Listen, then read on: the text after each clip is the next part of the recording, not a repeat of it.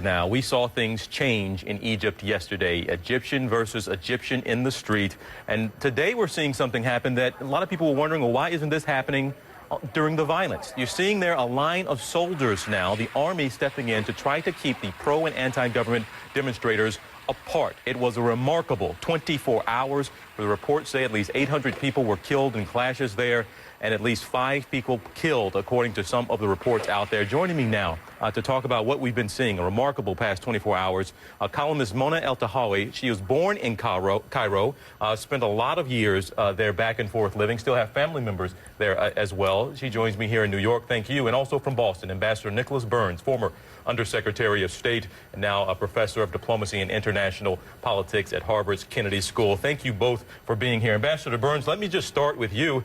And this might be a tough question to answer here. It's hard for us to relate to. Sometimes, is democracy and change just ugly? Well, you know, a really complex situation got a lot more difficult and dangerous yesterday in Cairo when the pro-Mubarak demonstrators moved in and attacked the peaceful protesters. And I think for the United States, there's a lot that President Obama needs to focus on right now. As Secretary Clinton said, it's uncharted territory because we've got to stand up, as the president is doing, for reform and democracy and the people who want a peaceful change. We've got to, secondly, use our influence behind the scenes. We've got a lot of influence there with President Mubarak to move him towards a fast transition. And frankly, I think President Mubarak needs to leave office and hand over affairs to a caretaker government. And at the same time, we've got a lot at stake there. It's the most important country to us in the Middle East. It's peace with Israel. It helps us against Al-Qaeda. It keeps the Suez Canal open. It helps us to block Iran. We've got to preserve those very real American interests. This is about as difficult a challenge diplomatically as I think we've seen in many years. Well, Ambassador Burns, does the president, though, need to be as direct and blunt as you were just then and say it publicly and say it behind the scenes? Mr. Mubarak, you need to go right now. I think President Obama's done the right thing here. He's obviously said that, and his emissaries have said that privately. But he's got to be very careful not to inject the United States into the middle of this debate publicly, because that may rebound against us. So I actually think the president is following the right course here. All right, let me bring Mona into this conversation here now. How difficult is it for you to watch what you've been watching on the streets of your home?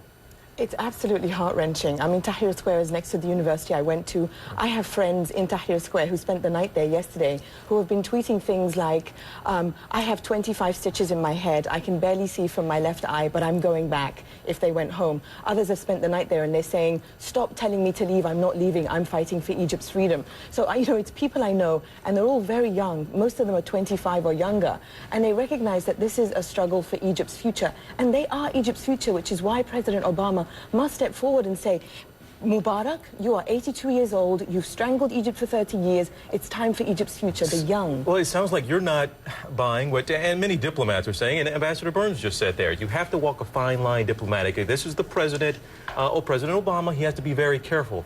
You wish he wouldn't be, and he would come out directly and say, go now. Yeah, because I'm wondering, as the, you know, in the words of a young woman also called Mona Saif, who gave a very emotional and moving interview to Al Jazeera English yesterday, she said, you know, what will it take for the world to say go now? You know, this is called Liberation Square. It's turning into Massacre Square. So I think the time for kind of fine diplomacy is over, because President Obama and the U.S. administration have tried the fine diplomacy, and every time Mubarak seems to give a speech that seems to have concessions, the very next day he unleashes thugs that are killing young people, unarmed pro-democracy supporters. Ambassador Burns, is there a risk that even if Mubarak goes right now, today, and we get stability on the streets of Cairo and around the country, do we risk an instability in the country down the road? Because sometimes diplomacy takes time, and maybe we're not ready, the rest of the world and Egypt itself, not ready for an overnight switch like that. You need time to get things in place. Oh, I think there is that risk, TJ. You know, even if President Mubarak leaves, as you said, this situation can go in a number of different directions. You might get really lucky, and a caretaker government may be able to lead the situation to normalcy and perhaps even a democracy. But then again, radicals could take over. This could go in a very different direction against Egyptian, I think, and U.S. interests. So that's why I think President Obama if he uses his influence behind the scenes in a very careful way, I think we're likely to be much more effective than if we make ourselves the center of this conflict. I see a danger in that for the United States. All right, Mona, last thing to you here. You have been keeping up very closely with what's happening there. You're certainly tapped in. You have people there.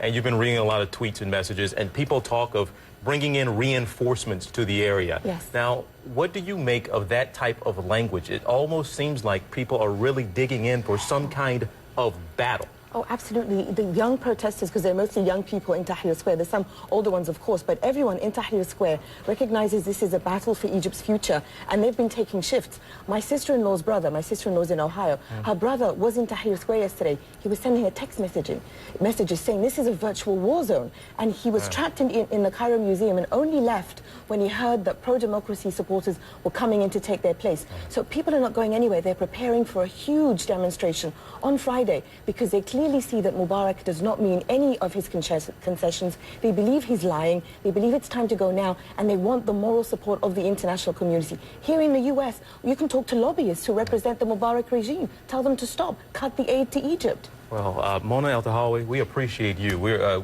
certainly going to be hoping to talk to you much more later. Ambassador Burns will certainly be checking in with you again. It doesn't seem like this situation is going to get resolved anytime soon, but thank you to you both.